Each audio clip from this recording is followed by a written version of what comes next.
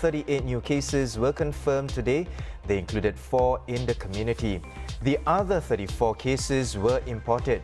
The Health Ministry said of these, 33 had already been placed on stay-home notice or isolated upon arrival in Singapore. The remaining case tested negative when he arrived here on January 17th and was on a controlled itinerary during his stay here. He subsequently tested positive for COVID-19 on January 20th. Now, more details of the new cases will be shared tonight. In other local news, Singapore Armed Forces soldiers are joining the ranks of those who have received the first dose of the Pfizer-BioNTech vaccine. The Ministry of Defence said today that the plan is for most of the SAF to be vaccinated by the middle of the year. The first batch of soldiers had already received their jabs last week, together with Defence Minister Ng Eng Hen and Senior Minister of State for Defence Zaqy Mohamad. The first phase of SAF's vaccination program targets medical and COVID-19 frontline personnel, followed by those in critical units.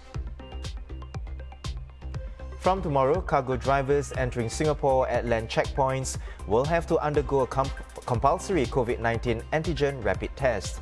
The Ministry of Trade and Industry said the tests will be progressively rolled out from 9 a.m. at the Tuas and Woodlands checkpoints for cargo drivers and those accompanying them. Those who test negative can proceed to enter the country. Meanwhile, the Royal Caribbean's Quantum of the Seas cruise to Nowhere returned to Singapore last night, 7 hours ahead of schedule after a passenger fell ill at sea.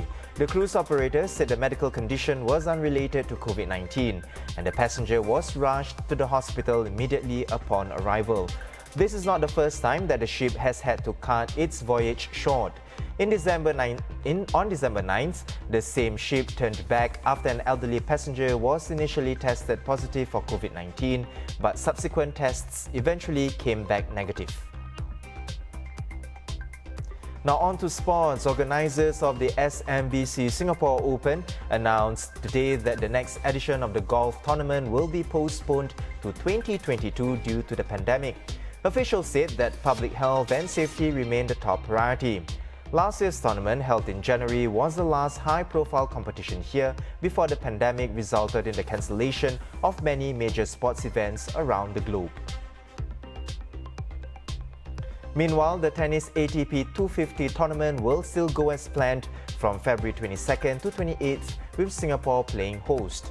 ATP announced yesterday that the tournament will be held at the OCBC Arena on a single-year license.